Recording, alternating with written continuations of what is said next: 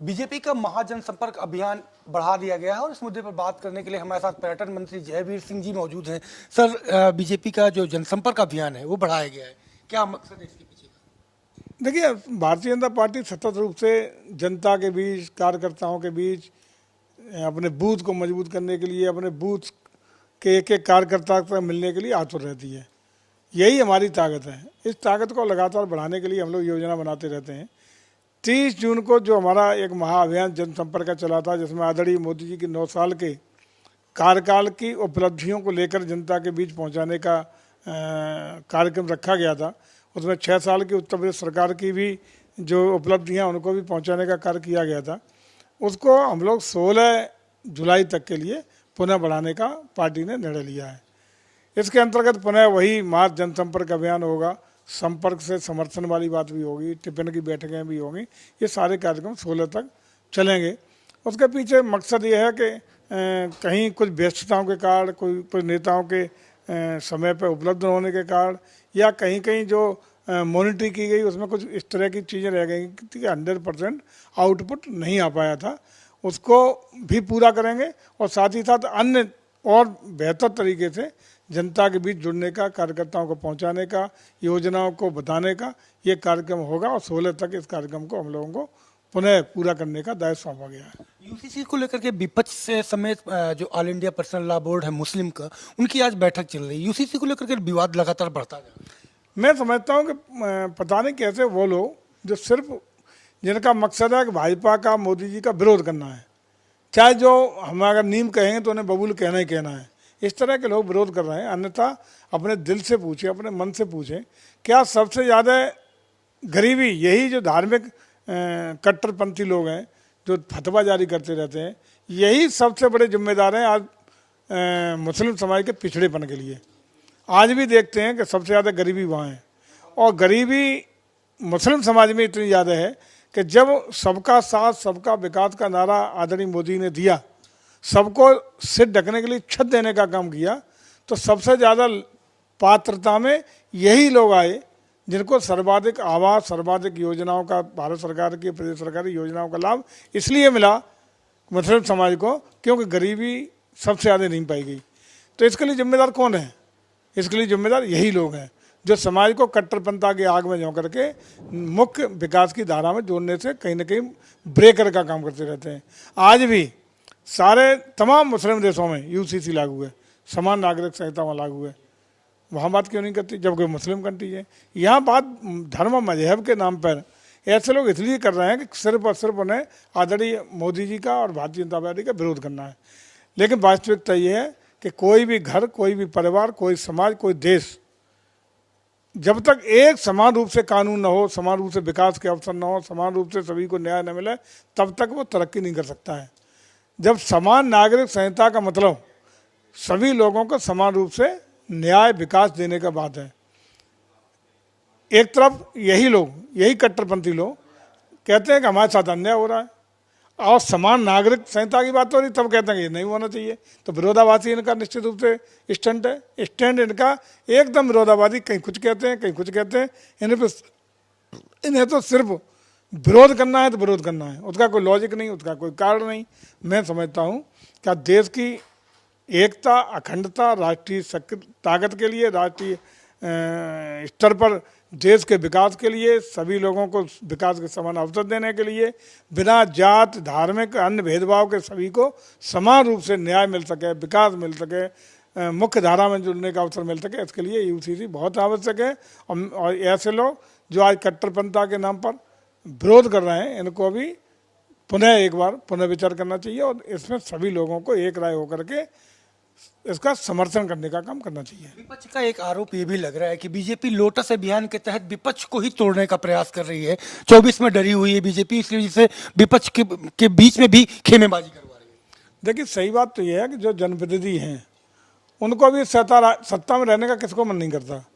उनको भी लगता है कि भारतीय जनता पार्टी का जन समर्थन, जनता की आशीर्वाद प्राप्त हो रहा है, आदरणीय मोदी जी को, भारतीय जनता पार्टी को, आदरणीय योगी जी को। तो सारे लोग इसमें चलिए हम भी जन भावनाओं के साथ जुड़ें, क्योंकि लोकतंत्र में जन भावनाओं के साथ ही जुड़ना जनप्रतिनिधि का दायित्व है। तो जब जनता का मन वो भांपते हैं कि केवल भाजपा को ही जनता चाह रही है, मोदी जी को पुनः देश में प्रधानमंत्री के रूप में देखना चाह रही है, तो उनकी भी जनता के दबाव में उनको भी लगता है कि हमें भी भारतीय जनता पार्टी की रीतियों नीतियों का कहीं ना कहीं समर्थन करना चाहिए। और इसको लेकर के यदि हमारे साथ वो जुड़ना चाह रहे हैं तो स्वागत है। हम कहाँ किसी को तोड़ रहे हैं, हम किसी को कहाँ बुला रहे हैं, लेकिन ये जनता अपने प्रतिनिधियों पर दबाव बना करके हमारे साथ जोड़ने के लिए प्रेरित कर रही है, तो इसको कौन रोक लेगा। अगला सवाल मेरा ये है कि अयोध्या की सुरक्षा के साथ साथ मनाया ये जा रहा है कि नदियों में भी बोट चलाए जाएंगे, आपके विभाग का जुड़ा मामला है। देखिए, हम नदियों में, आपको याद होगा कि काशी कॉरिडोर बनने के बाद काशी से हल्दिया तक का जो जल यात्रा शुरू की गई, आदरणीय मोदी जी ने जिसकी शुरुआत करी, उसके बाद हम लोगों का प्रयास था कि जल मार्ग का भी समुचित विकास करा जाए, पर्यटन के लिए भी, षष्ठी यात्रा के लिए भी, और एक सुगम नया रास्ता देने के लिए राष्ट्रीय हित में, दूसरा पॉल्यूशन से मुक्ति पाने का भी सशक्त माध्यम है। इसके लिए हम लोगों ने जो भी नदियां हैं इनमें जलयान यात्रा, जो भी हमारे ऐसे शहर हैं जो नदी, झील या तालाबों के किनारे जुड़े हुए हैं, उनमें जल यात्रा शुरू कराने का निर्णय लिया है।